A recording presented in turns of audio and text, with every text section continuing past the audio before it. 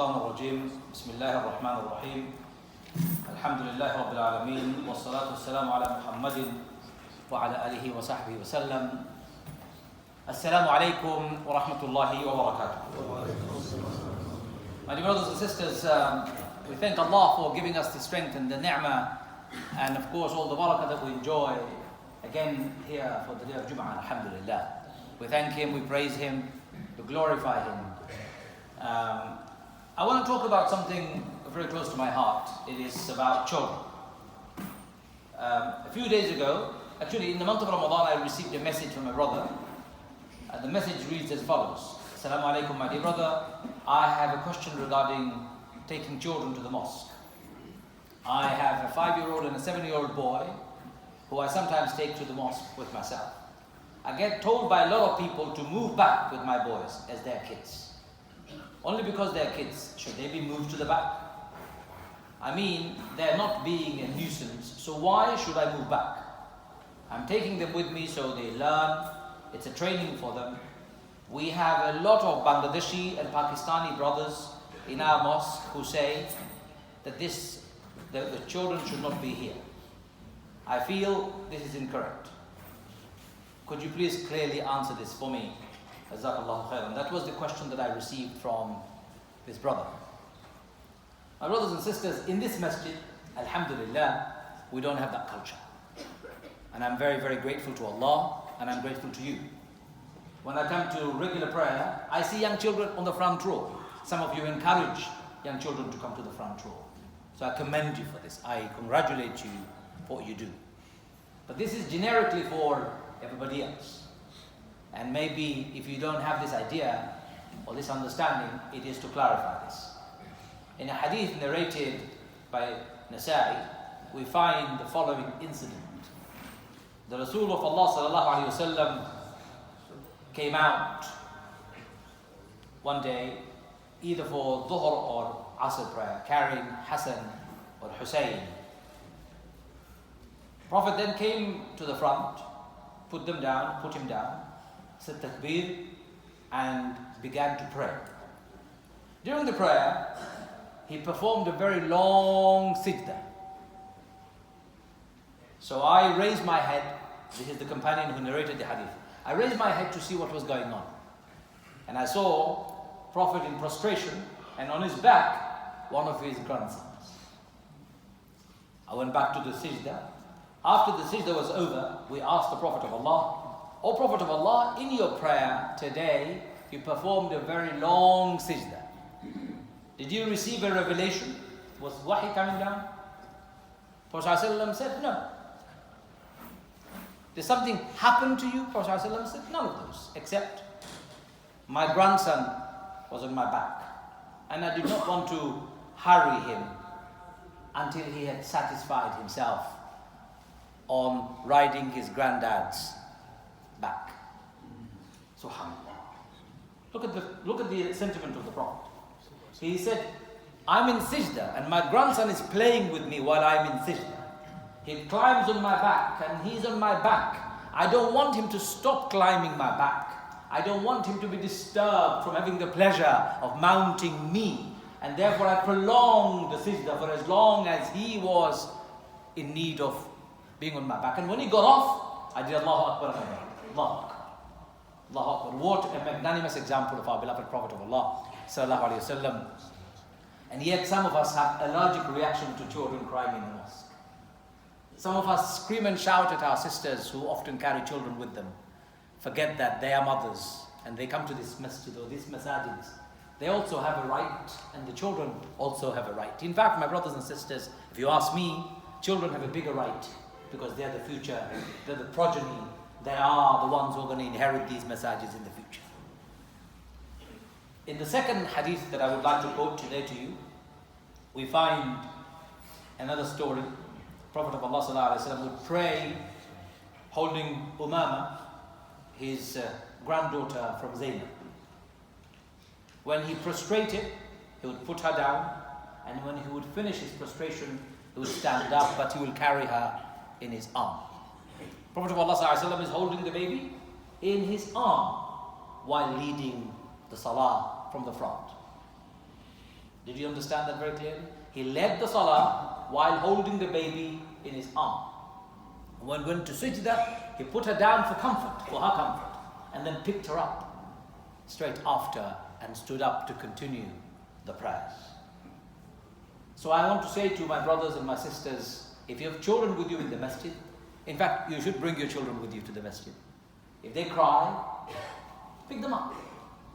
And if they're likely to cry, hold them and pray with them.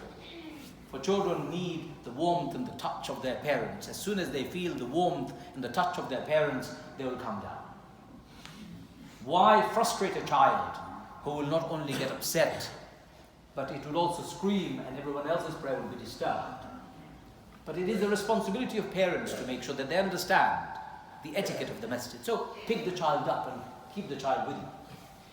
I'm very grateful to you, this congregation here, because you have seen both of my children, my daughter and my son, grow up right in front of you, here in this mihrab while I led Jum'ah. They're still here with me. He's here still, alhamdulillah. My daughter was here until she was about 10, when she then went to the ladies section. But none of you ever raised a single complaint about my children. So I'm very grateful to you. And now, alhamdulillah, when I'm not around and I'm leading Jum'ah somewhere else or in a faraway place and they don't come with me, they miss coming with me. They always tell me. My daughter is now in her school and she tells me, Daddy, I miss Jum'ah. And she now talks to her friends, and whenever she's answering questions, whenever she is faced with difficulty, whenever she doesn't know an answer to a question to Islam, she remembers the talks and the khutbahs that she has attended, and she's able to respond. And I sometimes hear her arguing with her friends and her family members, and I can hear her repeating my words from the pulpits where I was giving a speech and she was with me. Now, brothers and sisters, there is no better training ground than the masjid for your children. No better training ground than the masjid for your children. A companion of the Prophet of Allah ﷺ came to the masjid and he saw, he led the son, he held the son tightly saying, sit down and don't talk and don't move. He said this to the son. Prophet of Allah ﷺ said, why is this child not moving? The father said, because I told him not to move. Prophet of Allah ﷺ said, no, let him be free. Let him roam around the mosque. Let him play. My brothers and sisters, if I don't hear the cries of children in the masjid, if I don't hear the laughter of children in the masjid, I think my community is dead. When I hear the cries and the laughter of children in the masjid, I feel this community is alive. The spark of life is rejuvenated, regenerated in our midst. The third example I want to cite to you today is Prophet of Allah ﷺ said, when I stand for prayer, I intend to make the prayer long. But as soon as I hear the cries of the babies, I cut it short. Allahu Akbar. Now imagine this, my brothers and sisters. When we are praying, we're talking to Allah. Prophet of Allah ﷺ is to receive revelation in the middle of his prayer. Prophet of Allah ﷺ is talking to Allah, the one who has chosen him to be his prophet. And as soon as a baby's cry would come to his ears, he would cut short the conversation with Allah. Allahu Akbar. Because he was more attentive. Why? He did not want to distress the mother or the father of the little child. Nor did he want to distress the child. So, I know some of us have a cultural understanding of where children belong. That cultural understanding, with respect to your cultures, I'd like to say is wrong. With respect to your cultures, that cultural understanding is wrong. You push the children out, they don't forget this ever. They never forget this. I know older people still tell me, I still remember the day when my elders pushed me to the back. They screamed and shouted at me, even though I didn't do anything wrong. I know a child who told me, Imam, I was looking for a space, I was at the front row. Somebody pushed me to the next one, but the next one was complete. The one next was complete. The one next was complete. The one next was complete. I was sent from one row to the next row, to the next row, to the next row, until I went to the adjacent room where I found a space to pray. How do you think that child will feel growing up, remembering such an experience in the mosque? What do you think would be the emotion of that child who will grow up thinking, I've been pushed from one row to the next row to the next row, and I was not wanted, I was not loved, I was not appreciated, just because I was a child. Do you think that was the example of our beloved Prophet of Allah sallallahu alaihi wasallam? No, it was not the example from him. We learn something very different. The lessons that we draw from the above stories of the Prophet of Allah sallallahu alaihi wasallam is that not only did he bring his grandchildren to the masjid, he allowed them to pray, he allowed them to play with him while he was leading prayer. Allahu Akbar. He allowed them to mount his back while he is leading the prayers. I took my daughter and my son to Haram, to Medina, Masjid al-Nawawi, for Umrah. They were very little. My daughter has never forgotten the way she was treated by the guards at Masjid al-Nawawi, for being a girl. She was told she's not allowed. She needs to go with her mother. When we told the guard that her mother was not well and resting, he said, well, you have to pray outside. And she was a little girl. Would the Prophet of Allah sallallahu alaihi wasallam treat a girl like this if he was here today? Would he have allowed anybody to behave like this when he said, do not stop female members of Allah's servants to come to the masjid? Don't prevent them. Whether they're boys or girls, masajids are the centers of their education, their tarbiyah, their learning, their development and their growth. Masajids are their center of learning and education. Whatever culture you come from, please bury that idea that you hold in your head about children not being allowed in the front rows. You know what, brothers and sisters? If you ask me, I would move out of the front row and allow a child to be honored at the front row, so that the child will remember for the rest of their life that I honored that child. Inshallah, that child may be attached to this mosque because of that one gesture of kindness. Brothers and sisters, don't push your children away from the masajids. Don't push your children away from the masajids. If you do, then you're being a foolish person, because you're destroying your future. You're destroying your future. May Allah protect us. May Allah prevent us from this evil. And may Allah forgive us for our mistakes. I've got some announcements. Announcements are, lots of announcements actually. Eid al-Fitr, no, it's gone already. Eid Fair, food donation, cake donation on the day. Of course, volunteers between 2 and 7 to help. All is needed. Eid Fair is coming up, inshallah, on 23rd of June between 2 and 7 p.m. in this masjid. Very popular event. Make dua, the weather is good, inshallah, by then hopefully. But do turn up and do donate and do volunteer your time. Monthly talk, there is a talk coming up which is to do with Salahuddin al-Ayyubi. Inshallah, again on the 7th of, which is tomorrow, no, Sunday the 7th of July. Sorry, 7th of July, 1:30 p.m. in this masjid, please come. Ladies, keep fit classes. I think it should be for men as well. Separate one, of course. Men need more fitnesses. Resume on Tuesday, 25th of June, 7 p.m. and Thursday, 22nd of June at 1:15 p.m. Classes cost blah blah blah. Get the details from the masjid, inshallah. Breakfast club for the elderly, for everybody, for the neighborhood. It resumes on Wednesday, the 19th of June. Bring your parathas, your eggs and toast. Come along, inshallah. Enjoy and bring your neighbors. 10:30. Come and bring Muslims and non-Muslims with you. Dr. Muhammad Ali Ahbash, our senior imam, his classes would start inshallah again Friday 7 to 8, book of hadith. 9 to 10 p.m. tafsir of Surah Kahf. Saturday 5 to 6, introduction to Islam for new Muslims.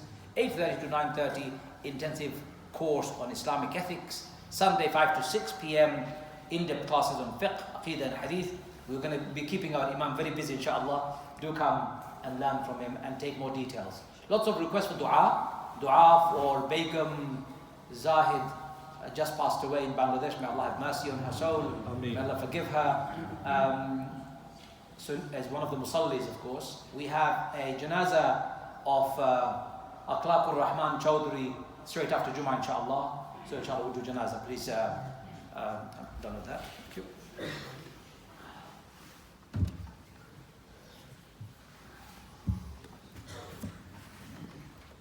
Assalamu alaikum wa rahmatullahi wa barakatuh.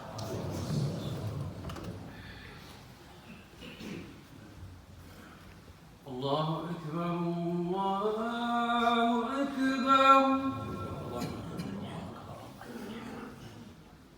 الله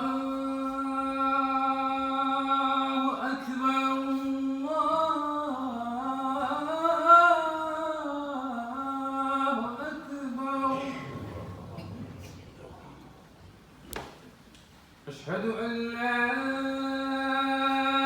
إله إلا الله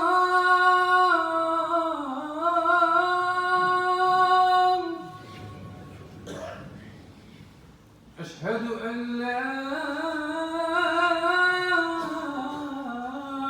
إله إلا الله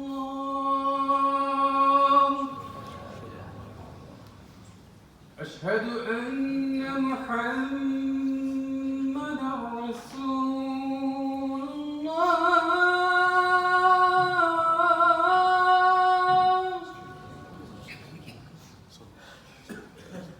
أشهد أن محمدا رسول الله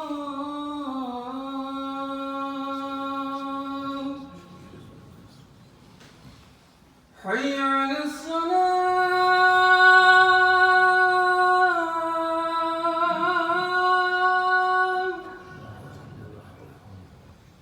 حي على الصلاة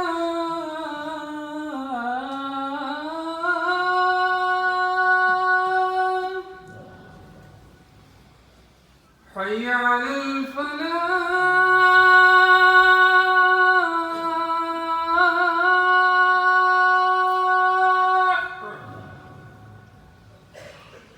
حي على الفلاح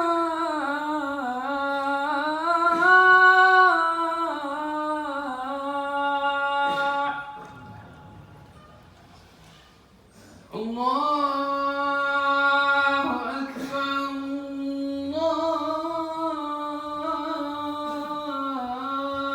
الله أكبر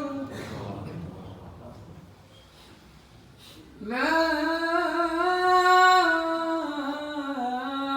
إله إلا الله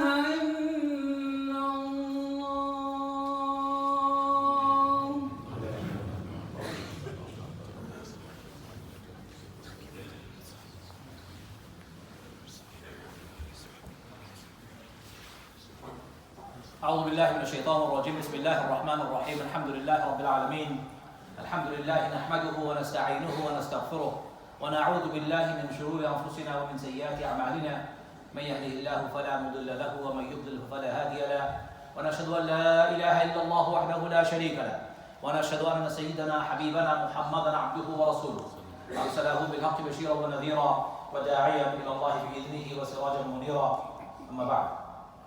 My father's favorite verse that he used to recite often when he would lead prayers at home would be the one which begins زين للناس حب الشهوات من النساء والبنين والقناطير المقنطرات, and the whole verse continues. It reverberates in my ear all the time. But the meaning of this verse, the more you reflect on it, the more you realize why he would recite it for us all the time. May Allah have mercy on him, he passed away last year. Is because he wanted us to know that for him, us as his children and his wife, we were the most attractive thing for him ever on this earth. The most alluring thing ever. Most hypnotizing attraction on this earth ever. That's why Allah calls it زُيِّنَ لِلنَّاسِ, the love of our wife and our children. My brothers and sisters, this love has to be manifested in the right way. This love cannot be manifested in the wrong way. So I believe the most important step you can take from the day your children are born is to bring them to the masjid. Bring them here. Let them learn the culture of your masjid. Let them become part and parcel of growing up in the shade of the masjid. Because Rasulullah said there are 7 categories of people who will receive shade on the Day of Judgment. Amongst them, Rasulullah refers to 2 types of people that I'm interested in talking about today. One of them are the youth whose hearts were inclined to the masjid. Allahu Akbar. And secondly, my brothers and sisters, those who love one another for the sake of Allah. On the Day of Judgment, Allah will give them shade when there will be no shade. You love your children, of course. You love one another, of course you do. But if you can bring your children and they can be inclined to come to the masjid regularly, you have given them a training that will save them in the hereafter, and they will give them shade under the shade of Allah, but there will be no other shade. In fact, I was listening to one of the tafsir, and one of the scholars have said the understanding of the hadith is actually Allah will create on the Day of Judgment a VIP lounge underneath His arsh. A VIP lounge which will only be accessible for a category of people who are special. And one of those special people will be the young people whose hearts were inclined to the masjid. That training comes from you and me. So bring your children to the masajid. And if any imam or any elder tells you that children should not be in the masjid, respectfully say, I'm really sorry, but they are staying here. They need to be learning. They need to be embraced and given love and affection. They need to be given an example. We will have them here, inshallah. And if they persist, send them to more learned people so that they can actually learn and not push our children outside the masjid. You know what, brothers and sisters? More people, especially young people, are now leaving Islam than embracing Islam. Because of bad experiences they have with people in the mosque and outside. So many young people I meet, they say, we're fed up. We don't want to go to that mosque. Why? Our imam used to beat us up when we were little, teaching us the Quran. I still remember one brother telling me, I don't want to know that Allah of yours. I don't want to know that God of yours who wants me to learn His words through sticks. I don't want to know. I'm not interested. So I spoke to him at length and I tried to persuade him that it is not Allah's teaching that you should be beaten up. The one who beat you up is responsible, but it is not Allah who is responsible for your bad experience. Your parents are. Your society is. Masjid should be an experience that children never forget. In a positive way, in an empowering way, in a way that remains ingrained in their hearts and their minds. I came to the masjid and I had such a great time. I came to the masjid and masjid was such a great fun. I'm sorry to give you the bad news. Most children will say to us, Daddy, do I really have to go to the mosque? It's so boring. We have failed if our children are saying that. We have failed to make coming to the masjid fun for them. Brother, it's a place of worship, we can't have fun here. Who told you we can't have fun here? Are you telling me fun is not halal? I'm not talking about haram fun. For a Muslim, why would I even talk about haram fun? I'm talking about all the fun that is halal. There is only a few things you have to stay away when it comes to the haram fun, but everything else is halal. Allah Azza wa Jal hasn't listed a book or a books upon books telling us what is halal. He's only given a list of small amounts of things that are haram, because everything else is halal. Some children say, brother, our uncles don't smile at us. People don't smile at us. They don't look after us. They're so miserable looking in the mosque. Why should we go to the mosque, especially young people? Why do children have this feeling about the masjid? Yes, my brother, the elderly brothers and sisters here, you may be feeling aches and bones and aches and pains in your bones. You may be not very well, I understand. You may not have slept very well. But children don't have to be receiving your brunt of your misery. No. You can still smile. Rasulullah is an amazing example of the smile. I remember one particular story. Remember this young man called Anas. Anas was very young. And his mother came to the Prophet of Allah and said, "Oh Prophet of Allah, I have nothing to give you except my son. Please have him. He will look after you. He will be your assistant." Rasulullah accepted. And Anas was one of those who were present with Rasulullah all his life. And he learned everything. And that's why Anas, amongst the scholars, amongst the companions, is one of the most prominent companions who had taught so many other companions and passed on the knowledge that he had gained from a very young age. So he said one day, he said, I was with Rasulullah, and Rasulullah said, "Oh Anas, go and do this for me." I came out of the Prophet's house, but I saw other children playing outside, and I forgot. So I started playing with them. I was playing. Prophet waited for me to return to tell him the news, but of course I didn't go, I had forgotten. Prophet came out looking for me. He came out looking for me and he saw me in the streets of Medina playing with other kids. He came and he grabbed me from my neck. He grabbed me from my neck and he said, Unais. He used to call Anas lovingly, a beautiful name called Unais, not Anas. And he looked back and he saw Prophet of Allah sallallahu alaihi wasallam. Prophet sallallahu alaihi wasallam smiling at him, beaming with smile from ear to ear. Prophet sallallahu alaihi wasallam said to him, Anas, did you go to where I asked you to go? And Anas did not want to lie. So he said, Oh Prophet of Allah, I'm going now. And run. Prophet ﷺ was so beautiful to him. Anas said later on, I served the Prophet of Allah for 9 years. But I do not know of one occasion when he rebuked me or said to me, why did you do that? Or why did you not do that?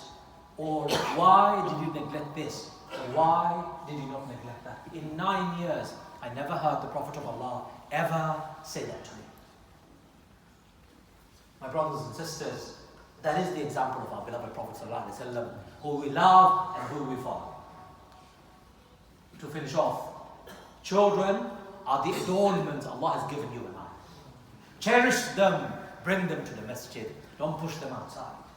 Bring them to the masjid, train them inside the masjid so they can become masjid bound for the rest of their life. Bring them to the masjid, give them love and affection so that they remember these experiences as positive, enlightening and uplifting experience. Bring them to the masjid and let them come to the front row and experience what it means to pray at the front row instead of banishing them to the back.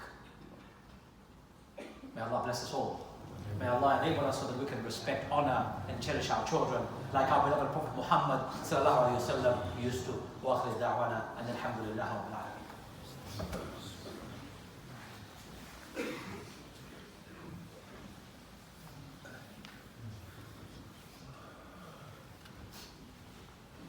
Alhamdulillah rabbil alamin. Wassalatu wassalamu ala Muhammadin wa ala alihi wa sahbihi wa sallam. What could be better, my brothers, than the beautiful space of a masjid? Would you rather your children go to the nightclubs, bars, discos, or hang out on the streets with people who you don't know, unsavory elements, intoxicating experiences, drugs, and other terrible things that are destroying our society? Would you like your children to be there instead? You know, Brother Talib is sitting at the back, and I'll tell you directly to Brother Talib and the committee who is listening to me. We have fantastic services for our children. We have youth club where children come once a week regularly. Alhamdulillah, my children, they also go. But you know what? It's not enough. I would like to see a full-time youth club in my masjid here, a youth center here, more important than expansion and expanding space that will be remaining empty for the elderly to come and pray only 5 times a day out of the 24 hours, using it only for 1 hour and keeping it empty for 23 hours. I would rather see a youth club vibrant and being used by our children every day, 365 days a year. I'd rather see that. And I know you would support this. If you do, when the mosque comes up and says, we're going to open a youth club, support it. It's not going to happen without resources. We raise millions of pounds for mihrab, for pulpit, for the dome and minaret. But we raise very little to invest in our children. What an ajib community we are. We build beautiful masajids. Very few of them have children's facilities that are adequate for children, but attractive for their future. Not good enough, my brothers and sisters. Not only should you bring your children to the masjid, not only should you come with them, not only should they stay with you, not only should you keep them with you and embrace them and hold them in your arms if they're little ones, not only should you attend to them if they're crying, you should be investing in the future of our children by building youth centers with the masajid so the youth can come and have fun and pray. Fun and pray. You know, our children go outside and play football straight after prayers. They love it. They pray, they play. They play and come back and pray. And never forget this experience. May Allah protect our children. May Allah protect our children. May Allah make them the leaders of tomorrow. May Allah keep them on the right track. And may Allah enable us so that we can open our hearts for our children. Ya Arhamar Rahimin, Ya Akramul Akramin. Forgive us our mistakes, Ya Allah. Forgive us our sins, Ya Allah. Ya Arhamar Rahimin, Ya Akramul Akramin. Empower us, Ya Allah. Increase our love for our children, Ya Allah. Increase our love for our family, Ya Allah. Increase our love for each other, Ya Allah. On the day of judgment when there is no shade, Ya Allah, give us shade from your shade, Ya Allah. Ya Arhamar Rahimin, save our children from the fire of hell, Ya Allah. And save ourselves from the fire of hell, Ya Allah. Ya Arhamar Rahimin, protect our communities, Ya Allah. Protect our communities, Ya Allah. Protect our communities, Ya Allah.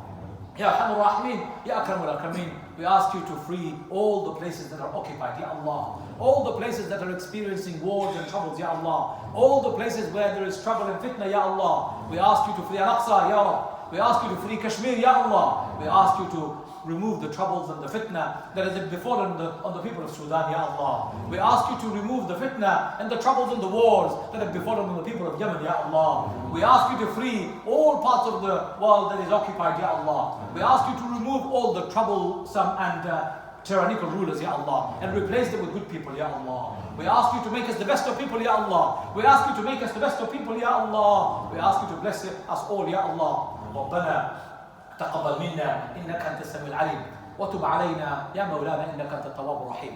إن الله يأمر بالعدل والإحسان وإيتاء ذي القربى وينهى عن الفحشاء والمنكر والبغي يعظكم لعلكم تذكرون فاذكروني أذكركم واشكروا لي ولا تكفرون والله يعلم ما تصنعون. أقم الصلاة.